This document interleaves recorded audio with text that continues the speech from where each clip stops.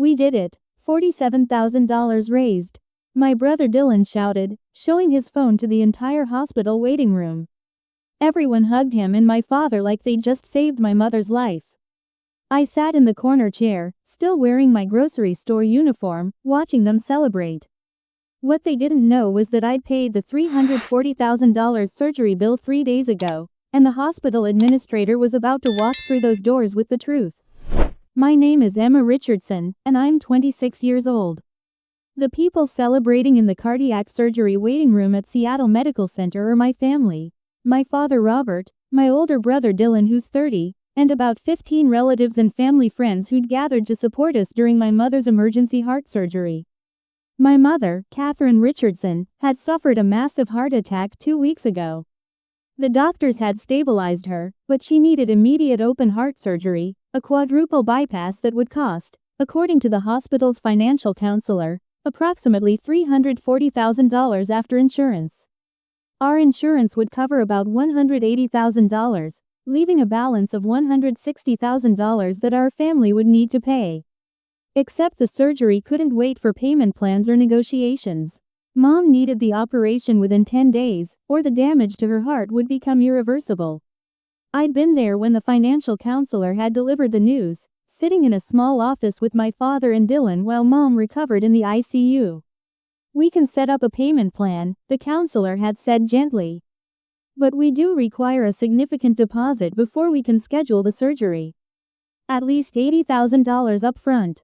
My father had gone pale. Robert Richardson was a middle school teacher who'd worked the same job for 28 years. He had a pension and decent benefits, but $80,000 in liquid cash was impossible. "I don't have that," he'd said quietly. "I have maybe $12,000 in savings. The house has equity, but I can't access that in 10 days. Dylan had jumped in immediately, his voice taking on that take-charge tone he'd perfected in his sales job. "We'll figure this out, Dad. I can contribute $8,000 from my savings. We'll do a GoFundMe, reach out to everyone we know. People help in situations like this." The financial counselor had nodded sympathetically. "Many families do fundraising. We can give you 2 weeks before we absolutely must have the deposit." I'd sat there silently, doing math in my head. Dylan's $8,000 plus Dad's $12,000 made $20,000. A GoFundMe might raise another $20,000 if they were lucky. That still left them $40,000 short of the minimum deposit, and $160,000 short of the total balance. "Emma," my father had said, turning to me with that expression I knew too well, the one that expected nothing. "I know you don't have much, but anything you could contribute would help." "I'm between jobs right now," I'd said, which was technically true. I'd quit my part-time position at a coffee shop 2 months ago. "I can maybe spare $500. Dylan had patted my shoulder in that condescending way he'd been doing since we were kids. "Every bit helps, Em. Don't worry, the adults will handle the big stuff." The adults. As if I was still a child instead of a 26-year-old woman who'd been financially supporting herself since I was 19. What neither of them knew, what nobody in my family knew, was that I had $4.7 million in cryptocurrency and stock investments sitting in various accounts. I'd turned a $3,000 investment in Bitcoin back in 2016 into a fortune that would have shocked everyone who thought I was just drifting through life working retail jobs. But I'd learned a long time ago that my family didn't see me as capable of anything significant. I was Emma the dropout, Emma the disappointment, Emma who couldn't hold down a real job. So I'd kept my success secret, living in a modest apartment in the university district, working part-time jobs that gave me flexibility while I managed my investments, and letting my family believe whatever they wanted to believe about me. The GoFundMe had launched the next day. Dylan had written the description himself, full of emotional appeals and photos of Mom from happier times. He'd set the goal at $50,000, figuring that combined with Dad's and his own savings, they'd have just enough for the deposit. "Emma, we need you to share this everywhere," Dylan had told me, sending me the link. "Post it on all your social media. Tag everyone you know. Mom's life depends on this." I'd shared it dutifully, watching as the donations trickled in. $50 from Aunt Marie. $100 from Dad's teacher friends. $200 from Dylan's boss. Within 3 days, they'd raised $8,000. Meanwhile, I'd contacted the hospital's billing department directly and spoken to a woman named Sandra who handled large payments. I need to pay the full balance for Catherine Richardson's surgery, I told her. All $340,000. I'll wire transfer the money today. Sandra had been surprised but professional. The patient's family has been working on a payment plan. Are you a family member? I'm her daughter. But I need this payment to remain anonymous until after the surgery is complete. Can you mark it as paid by an anonymous donor? We can do that, but the patient and the primary contact on file will be notified that the balance has been paid. That's fine. Just don't identify me as the source until I give you permission. I'd transferred $340,000 from my Coinbase account that afternoon. The Bitcoin I'd bought for $800 in 2016 had been worth enough to cover my mother's surgery with millions left over. The hospital had called my father that evening with the good news. An anonymous donor had paid the entire balance, and Mom's surgery could proceed immediately.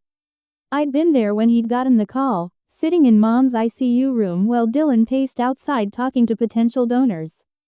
An anonymous donor? My father had repeated into the phone, his voice filled with disbelief. The entire amount? All $340,000? He'd hung up and immediately started crying, the first time I'd seen him cry since Mom's heart attack. Someone paid for everything, he'd told me, his hands shaking. Some angel out there saved your mother's life. That's incredible, Dad, I'd said quietly. I need to find out who it was. I need to thank them properly. Dylan had come running back into the room. What happened? Why are you crying? Someone paid Mom's entire surgery bill. Anonymous donor. $340,000. Dylan's face had cycled through shock, confusion, and then something that looked almost like disappointment. The whole thing? So the GoFundMe. We can return the donations, Dad had said. Or maybe put it toward her recovery costs, medications, home care. There will still be other expenses. I'd watched Dylan's expression shift again, landing on something more calculating. Actually, Dad, I think we should keep fundraising. This donor covered the surgery, but you're right, there will be other costs. Mom will need months of recovery, medications, potentially home nursing care.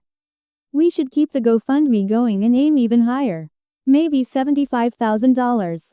And that's exactly what had happened. Dylan had updated the GoFundMe with the story of the mysterious anonymous donor, which had somehow made the campaign even more successful. People loved the narrative of community coming together even after a miracle had already occurred. The donations had accelerated. Local news had picked up the story. Mysterious donor pays for heart surgery, community rallies for recovery costs, read the headline in the Seattle Times. Dylan had been interviewed, positioning himself as the devoted son organizing the community response. My father had appeared in photos, the grateful teacher whose colleagues were rallying around him. I hadn't been mentioned once. Mom's surgery had been successful. The doctors had completed the quadruple bypass, and she'd spent a week in cardiac ICU before being moved to a regular room.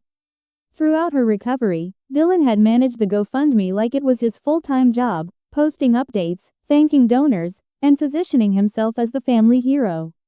By the time Mom was ready to be discharged, 2 weeks after her surgery, the GoFundMe had raised $47,000.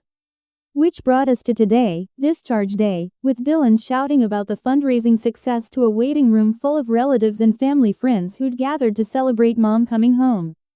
I want to thank everyone who donated, Dylan was saying, his voice carrying across the waiting room like he was giving a TED Talk. Dad and I are just overwhelmed by this community's generosity. Between the anonymous donor who paid for the surgery and all of you who contributed to Mom's recovery fund, we've been shown what it means to have people who care. My father stood next to him, nodding and shaking hands with people who congratulated him on raising such a thoughtful son. I sat in my corner chair, still in my QFC grocery store uniform because I'd come straight from my shift. Nobody had congratulated me on anything. Most of the relatives hadn't even acknowledged my presence beyond a quick, "Hi, Emma," when they'd arrived. Aunt Cheryl, my father's sister, had actually said, "Emma, honey, are you still working at that grocery store? When are you going to find a real career? You're 26 years old." I'd smiled and said nothing, the same response I'd been giving for years.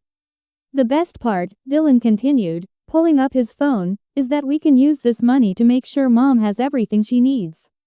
Home nursing care, medications, physical therapy, whatever it takes.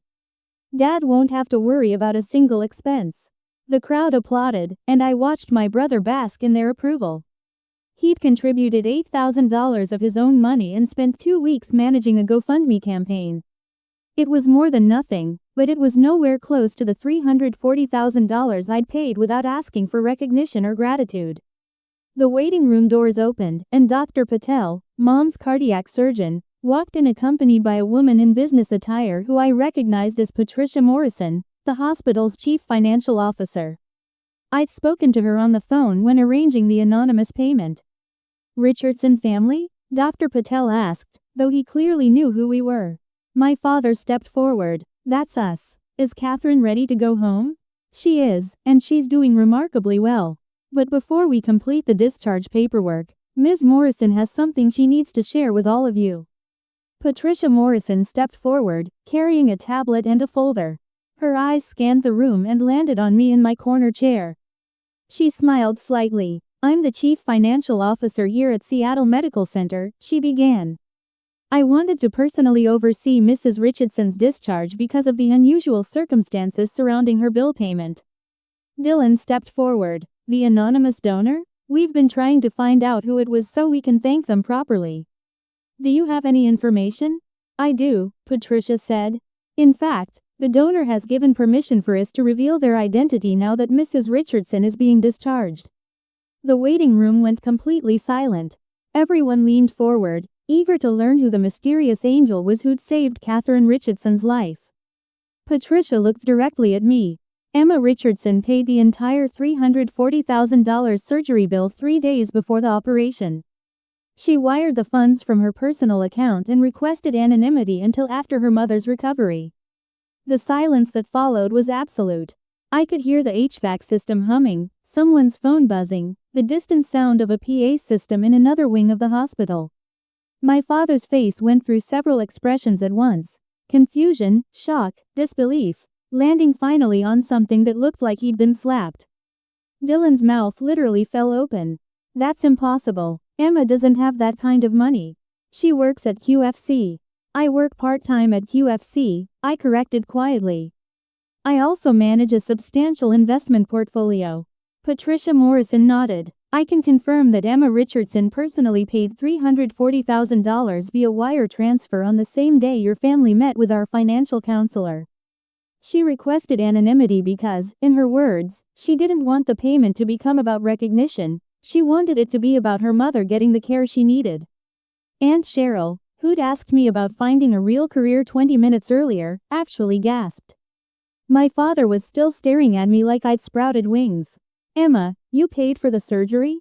Yes. You have $340,000? I have more than that. Cryptocurrency investments I made years ago. I've been managing them while working flexible part-time jobs. Dylan found his voice, though it came out strained. So when we were doing the GoFundMe, when we were scrambling to raise money, you'd already paid for everything. Yes. Why didn't you tell us? I looked at my brother, the man who'd called me a child 20 minutes ago, who'd patted my shoulder condescendingly and told me the adults would handle things. You didn't ask. You assumed I had nothing to contribute, so I contributed anonymously. But we raised $47,000, Dylan said, his voice rising. We've been fundraising for 2 weeks. We told everyone we needed money for recovery costs. You do need money for recovery costs, I said calmly. Medications, home care, physical therapy. That $47,000 will be useful. I paid for the surgery. The GoFundMe can cover everything else. That's not the point. Dylan's face was turning red. You let us think we were saving Mom's life. You let Dad stress about the money. You let me organize this entire campaign without telling us the surgery was already paid for. You were saving money for her recovery, I repeated. That was always the goal after the anonymous donor paid the surgery bill. Nothing you raised was wasted. Patricia Morrison interjected gently. If I may, the timing of Emma's payment was actually critical. We were able to schedule Mrs. Richardson's surgery immediately because the funds were available. If we'd waited for fundraising efforts, her condition could have deteriorated significantly. My father finally moved, walking toward me slowly like he wasn't sure I was real. Emma, where did you get $340,000? I bought Bitcoin in 2016 with $3,000 I'd saved from working at Starbucks. I was 19. I'd read about cryptocurrency and thought it was interesting, so I invested what I could afford to lose. That investment is now worth about $4.7 million. The number hit the room like a physical force. Several relatives actually stepped backward. $4.7 million? Aunt Cheryl's voice was barely a whisper. Give or take, depending on the market. I also have investments in other cryptocurrencies and some tech stocks. I've been managing the portfolio for 7 years. Dylan was shaking his head repeatedly, like he could make reality different through sheer denial. This doesn't make sense. You work at a grocery store. You live in that tiny apartment in the U district. You drive a 15-year-old Honda. I work part-time because I enjoy having a flexible schedule and staying busy. I live modestly because I don't need a big space, and fancy things don't interest me. I drive an old Honda because it runs perfectly fine. But you're a college dropout, Aunt Cheryl said, as if this fact somehow negated basic math. I dropped out because I was making more money from my investments than I would have made with a degree. I was taking computer science classes and realized I could learn everything I needed online while actively trading. Staying in college felt like a waste of time and money. My father sat down heavily in the chair next to mine. All these years, we thought you were struggling. We thought you were just drifting, working random jobs with no direction. I know what you thought. Why didn't you tell us? I looked at him directly. Would you have believed me? If I'd told you 3 years ago that I'd made millions from cryptocurrency, would you have listened? Or would you have lectured me about scams and get-rich-quick schemes? He didn't answer, because we both knew the truth. Dylan was scrolling through his phone frantically. I need to update the GoFundMe. I need to tell people that the recovery costs are actually covered. This is going to look terrible. The recovery costs aren't covered, I said. Mom will need months of care, medications that insurance might not cover, modifications to the house for her mobility during recovery. That $47,000 is genuinely needed. You didn't lie about anything. But people donated thinking we were in financial crisis. You were in financial crisis. Until I paid the surgery bill, you had no way to afford Mom's operation. The crisis was real. The community response was genuine. The only thing that changed was that someone solved the biggest expense before you had to. Patricia Morrison cleared her throat. If I may suggest, this might be a conversation better held in private. Mrs. Richardson is ready to be discharged, and I imagine she'd like to go home. Everyone nodded, suddenly remembering why we were actually at the hospital. Dr. Patel led us back to Mom's room, where she was dressed and sitting in a wheelchair, ready to leave. She looked fragile but hopeful, excited to finally go home after 2 weeks in the hospital. Catherine, my father said as we entered, his voice thick with emotion. Emma paid for your surgery. All of it. She had the money the whole time. Mom looked at me, her eyes filling with tears.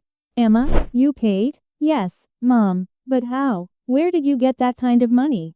I've been investing in cryptocurrency for 7 years. I've done well. She reached for my hand, pulling me closer to her wheelchair. You saved my life. The doctors saved your life. I just made sure you could access them. She was crying now, holding my hand against her chest. I'm so sorry, baby. I'm so sorry we didn't know. I'm sorry we didn't see what you'd accomplished. It's okay, Mom. It's not okay, she said firmly, with some of the strength that made her Catherine Richardson even with a weakened heart. We've been treating you like you were lost, like you needed guidance and direction. And the whole time, you were the most successful person in this family. The drive home was awkward. Dylan drove Mom and Dad's car, while I followed in my old Honda. The relatives dispersed, probably rushing home to Google Emma Richardson cryptocurrency and gossip about what they'd just witnessed. When we got to my parents' house in Ballard, a modest 3-bedroom they'd owned for 30 years, Dylan helped Mom inside while Dad and I stood in the driveway. I don't know what to say to you, Dad finally said. You don't have to say anything. I treated you like you were failing. For years, I've been disappointed in you, worried about you, thinking you were wasting your potential. And you were actually thriving. I was doing fine. You were doing more than fine, Emma. You became a millionaire by 24 years old, and I was asking you if you'd considered going back to school to finish your degree. I shrugged. You didn't know, because you didn't tell me. Why didn't you tell me? I looked at my father, this man who'd taught middle school math for nearly 3 decades, who believed in traditional paths and conventional success, who'd raised me with specific expectations about what achievement looked like. Because every time I tried to talk about cryptocurrency or investments, you changed the subject. Every time I mentioned my portfolio, you made jokes about monopoly money. You'd already decided that success looked like a college degree and a corporate job. What I was doing didn't fit that picture, so you couldn't see it. He flinched like I'd hit him. I'm sorry, Mia. I'm so sorry. I know. What can I do to make this right? Just see me, Dad. Actually see me, not the version you expected me to be. He pulled me into a hug, something he hadn't done in years, and I let myself lean into it. Inside the house, Mom was settled on the couch with pillows and blankets. Dylan was in the kitchen, aggressively making tea like the kettle had personally offended him. I sat on the coffee table in front of Mom. How are you feeling? Tired, confused, grateful. She reached for my hand again. Emma, I need you to understand something. When your father and I worried about you, it came from love. Maybe misguided love, maybe frustrated love, but love nonetheless. I know, Mom, we just wanted you to be secure, to have stability. We grew up differently than you did. For us, security meant steady jobs and traditional paths. We couldn't imagine that someone could build wealth through computers and internet money. I understand, but we were wrong, and we hurt you by not trusting you, by not believing in you. I'm sorry for that. Dylan emerged from the kitchen with tea, setting it down harder than necessary. So what now? You're just going to keep working at QFC and pretending you're not a millionaire? I like working at QFC. I like my coworkers. I like having structure in my days. Why would I quit? Because you don't need to work at all. You could do anything. Travel, buy a house, invest in businesses, literally anything. I'm doing what I want to do, Dylan. That's the point of financial freedom, doing what makes you happy instead of what you have to do to survive. He shook his head, still unable to process this new reality. This is insane. My little sister is a millionaire. And my big brother organized a fundraiser that raised $47,000 for Mom's recovery. Both things can be true. He sat down heavily, his earlier anger deflating into something more like exhaustion. I feel like an idiot. You're not an idiot. You did something generous. You rallied a community to help our family. That matters. But I was so condescending to you. Don't worry, the adults will handle it. God, I'm such an asshole. Yes, I agreed. But you can stop being one anytime you want. Despite everything, he laughed. Over the following weeks, things slowly shifted in my family. My father started actually asking about my investments, listening when I explained blockchain technology and market strategies. My mother, recovering steadily at home, began introducing me to her friends as my daughter, the financial genius, which was embarrassing but came from a good place. Dylan struggled the most with the adjustment. He'd spent his whole life being the golden child, the successful one with the sales career and the nice apartment and the respectable girlfriend. Having his little sister revealed as the most financially successful family member had shaken his entire identity. But he was trying. He'd apologized multiple times, genuinely and with specific acknowledgement of how he'd treated me. He'd even started asking me for investment advice, which I gave freely. The GoFundMe money went exactly where it was supposed to go.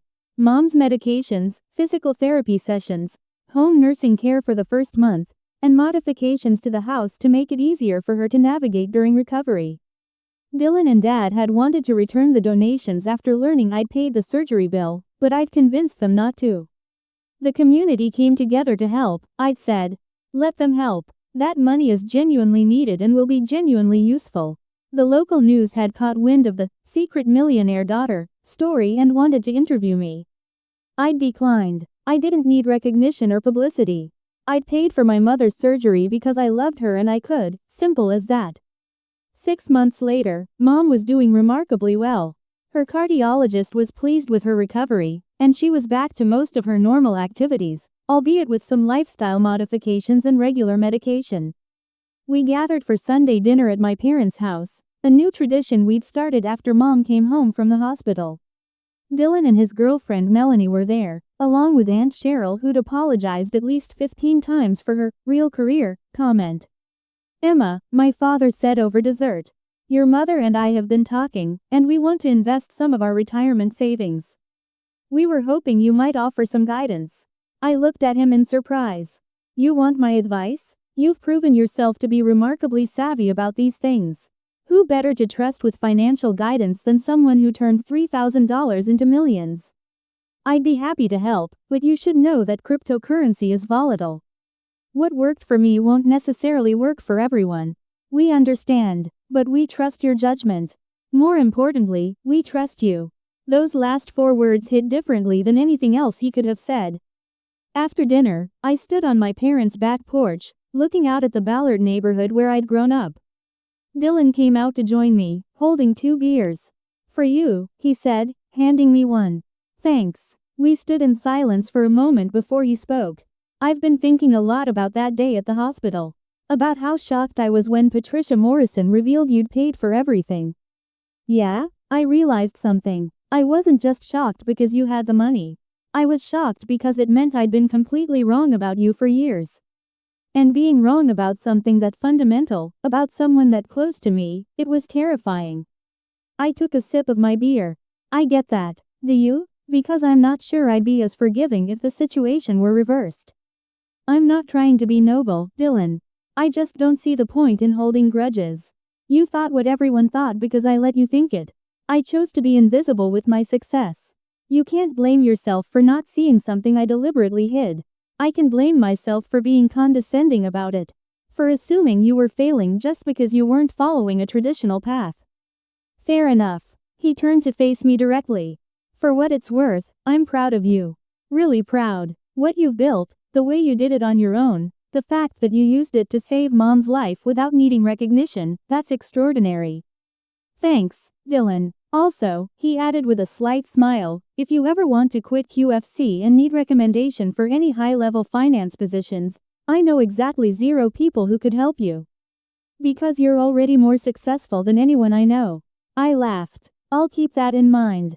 Looking back on that day in the hospital waiting room, sitting in my grocery store uniform while my family celebrated a fundraising achievement that paled in comparison to what I'd quietly accomplished, I realized something important.